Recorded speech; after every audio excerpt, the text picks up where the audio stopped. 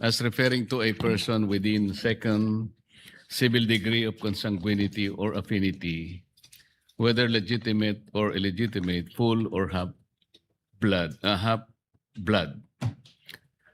What is the basis of this definition?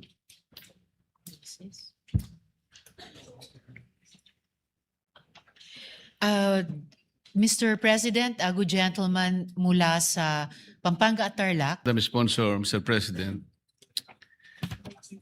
because Section 3, Paragraph K of Republic Act Number 6713, or the Code of Conduct and Ethical Standards for Public Officials and Employees, define relatives as referring to any and all persons related to a public official or employee within the fourth civil degree of consanguinity or affinity, including bilas, inso, and balae.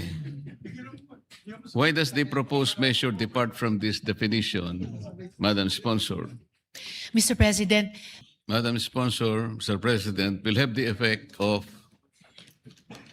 amending the definition of relatives under Republic Act 6713. we are not changing, Mr. President. Hindi po natin binabago ang definition ng relative. Kahulugan ng relative sa 6713, ang layunin niya ay para sa ganon yung aplikasyon ng batas ay mas malawak. Dito naman sa bill na ito na kinukonsider po natin, gusto rin natin na yung sentido ng relative ay maging malawak din para sa ganon yung mga bawal na yung kabawalan, mas malaki yung range niya. Hindi yung parang nakukonstrict natin para bang maring sila sabihin nila, bakit masyado mo namang pinaliliit yung definition kung ang pag-uusapan ay yung pagtakbo sa ating halalan, samantalang masigit yatang i-consider na palawakin mo dahil ang pinag-uusapan dito ay sino ba yung karapat-dapat lamang na ihalal.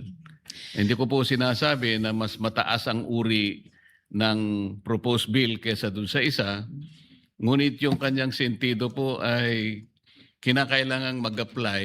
Kung halimbawa doon sa 6713 ay kinakailangang matukoy lahat o palawakin yung kakayahan ng batas para habulin yung dapat habulin. Parang dito naman sa ating proposed na batas, parang pinaliliit naman natin yung sitwasyon para yung batas naman mag-ooperate. Yun lang naman po ang aking tinitingnan. Muli, Mr. President, salamat.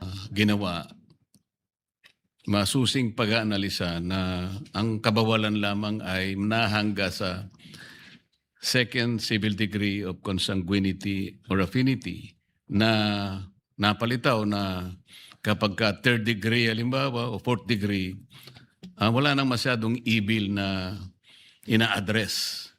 Sa makatwid, pagka nasa fourth degree of consanguinity ka na or affinity, napatunayan po na talagang kukunti na lang ang maaaring masama na idudulot ng political dynasty. Nagkaroon po tayo ng masinsinang pag-aanalisa o merong nagawang isang pag-aaral na talagang nakita natin. Pagka pala hanggang dalawa lang, okay na. Yung third degree, yung ibabawal lang pala hanggang sa second degree. Pero pag third degree na, malaya na kasi wala na, malinis na pala eh. Second degree, lalong mas malinis na. Kaya pabayaan na natin, hindi na masasakop ng political dynasty. Okay lang po bang malaman kung nagkaroon ng talagang malawakang pagsusuri sa bagay na ito? Actually, Mr. President, Bill, paragraph D, dinefine po natin yung partnerships without the benefit of marriage as referring to common law relationships between two persons who cohabit, declare, or present themselves to the public as a couple without marriage. It shall include civil unions, unions without marriage under Articles 147 and 148 of the Family Code, and any other contractual agreement similar to marriages or civil unions. For purposes of this act, parties in a partnership without the benefit of marriage shall be treated as spouses as defined above. Madam Sponsor, what is the rationale of this provision and why was it included in the definitions? The rationale of the Tama po yung inyong paghalimbawa kanina. Paano po kung tatlo yung mistresses? Sana po dito sa chamber natin, Mr. President, wala naman pong ganun. Alam ko wala naman po yata. Hindi Dahil nga lahat po, po sila hindi po mapupunta. nalilegalize pero parang nai-encourage. Kasi po, Mr. President, paano po, sino po, sinabi natin cohabitation is one of them. Sino pong magdidetermine na merong cohabitation? Yung kapitbahay? Yung barangay kapitan? Kasi kahit na po sino, Mr. President, ikaw nagko-cohabit kayo. So, hindi sa ngayon, masasama sa prohibition, hindi ba? Pwede niyang sabihin ngayon para lang hindi makalaban sa barangay, halimbawa. tama po kayo, Mr. Sino po President. ang magdidetermine Yes po. nung factual situation ng cohabitation? Yung korte po ba? Yung administrative agency? O yung mga partido, Mr. President, sa pamamagitan ng affidavit? Baka yung magnunotary mawalan po ng lisensya kapag yung po ininotaryo niya. Basically, President, 6 months, 1 year, 5 years, para lang masabi na cohabitation, nakalagay po ba yun? wala pong nakalagay na period of cohabitation, Mr. Public. Nagpo-post sila sa social media o kaya pareho yung address nila. O merong testigo na magsasabi na they're presenting themselves to the public na sila po ay silang dalawa. Mahalaga po, Mr. President, yung sinabi ng good gentleman. Sitwasyon yan, Madam Sponsor, Mr. President. Paano kung sinabi naman ng isa, bakit kinakalat mong tayo? Hindi naman naging tayo sino po ngayon ang magdidetermine kung sino nagsasabi ng totoo? Pwede kasi siyang gumanti Ba't mo ko sinasama dyan? Hindi naman, kailan ba naman naging tayong dalawa? Hindi nga kita kilala. Halimbawa, sino-sino po ang mamamagitan ngayon, Mr. President?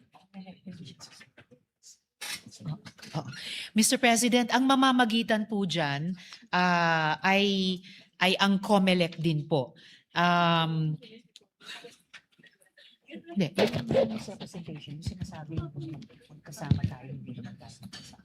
Hindi ba yun yung sa section 8? Yes. Oo. Yes. And Mr. President, ang magiging gabay po sa paglinaw niyan ay nasa section 8 na other grounds for cancellation of certificate of candidacy or nomination. Halimbawa, yung letter A, malicious or frivolous filings to trigger the anti-political dynasty prohibitions contained in this act. So, pinagbabawal din po yung ganyang mga pagsisinungaling tungkol sa sino mang nagfa-file ng certificate of candidacy, Mr. President. Kaya po kasi ako nagbibilabor dito sa isyong ito, Mr. President, Madam Sponsor. Talaga pong kanina, ipinahayag ko naman medyo may pangamba po ako doon sa definition nga ng partnerships. Kasi po, doon sa Section 3, Paragraph D, nakasulat naman yung parties in a partnership without the benefit of marriage shall be treated as spouses. So, Mr. President, by treating the parties to such partnerships as spouses, it gives the impression or a semblance of legality by including them in the definition. Yun po yung medyo problematic para sa akin. Susubukan ko po, Mr. President, i-reassure yung good gentleman na hindi po natin nililegalize ang anumang hindi legal ngayon. nothing in the bill legalizes those. Sinasabi lang po na sako po siya ng scope of prohibition. So, nag-i-impose nga po ng disqualifications at saka limitations. Hindi po nag-grant ng anumang favors. In fact, sa totoo lang, napipinalize po sila kasi nga po, nahuhulog po sila sa loob ng scope of prohibition. Mr. Tama po President. yun. Naintindihan ko po yun. Opo. Ang sinasabi ko, kahit kailan po, hindi talaga malilegalize. Kaya lang the semblance or the impression na parang sila na mag-asawa because it was precisely included in the definition na they are treated as spouses. I see, Kahit Mr. papaano President. po makikita ng dahil nga naging definition sila na parang spouse, wittingly or unwittingly, nagiging ganun po yung pananaw. Pati yung mga bata, maring masabi nila, mga bata pa lang, mag-asawa pala yan. Trato pa lang, mag-asawa pala yan. Yan, nag-aaway siguro dahil sa politika, pero sa mata natin, dahil nakadepend sa batas, parang mag-asawa sila. I understand, Mr. President. Minumungkahi ko na baka makalimutan ko po sa tamang panahon na Excuse me. alisin na lang po natin yung phrase na yun doon sa definition. Instead, ilagay na lang po natin at specify sa mga sitwasyon under Section 4. Baka mas katanggap-tanggap po yun. Sa akin naman po, opinion lang muna ito sa ngayon, Mr. President, Madam Sponsor. Very well noted, Mr. President. Po ng measure, Mr. President, in-enumerate po ninyo yung mga punishable acts. Ang sabi po natin dito, Mr. President, itong punishable acts na to, which shall be punished in accordance with the provisions of the Omnibus Election Code. Which provisions under the Omnibus Election Code will apply as to paragraphs D, F, and G of Section 14? Aling sections ng OEC sa DFNG. We are getting the specific provisions of the Omnibus Election Code, Mr. President. Yun Para pong makatugon. yun po munang paragraph D, Madam Yes. Sponsor, ay ito pong nakalagay, malicious or frivolous filings to trigger the anti-political dynasty prohibitions contained in this act. Yun naman pong letter F, resigning as elective office for the purpose of enabling a spouse or relative to assume or seek such position in contravention of this act. At yung G, any other willful act to allow the existence or perpetuation of political dynasty relationships as provided under Section 3B of this act. Ang tanong lamang po, ano pong provision ng Omnibus Election Code ang mag-a-apply dito sa tatlong talata, ay itong tatlong provisions po na binanggit natin? Okay, thank you. Yes, Mr. President, and the Encompassed under Sections 263 and 264 of the Omnibus Election Code. But I also note, Mr. President, that these offenses only apply as defined under the Election Code. To my mind, Mr. President, the Election Code does not yet cover the prohibition on political dynasty relationships. That's the problem there.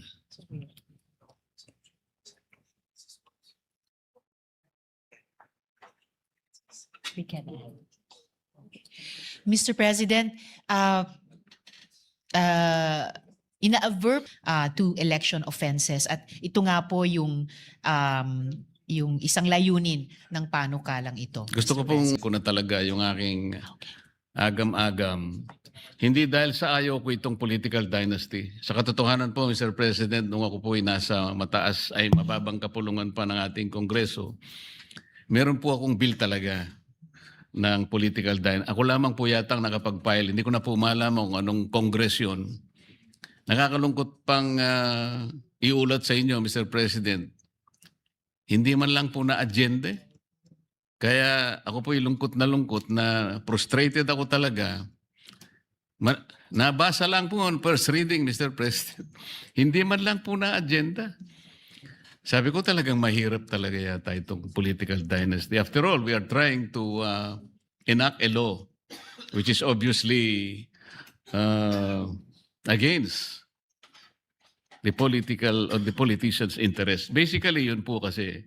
Kaya naisip ko, Mr. President, kung babasahin po natin yung Article 2, Section 26 ng ating saligang batas, ay sinasabi po ang ganito. The state shall guarantee equal access to opportunities for public service and prohibit political dynasties as may be defined by law. Kaya po tayo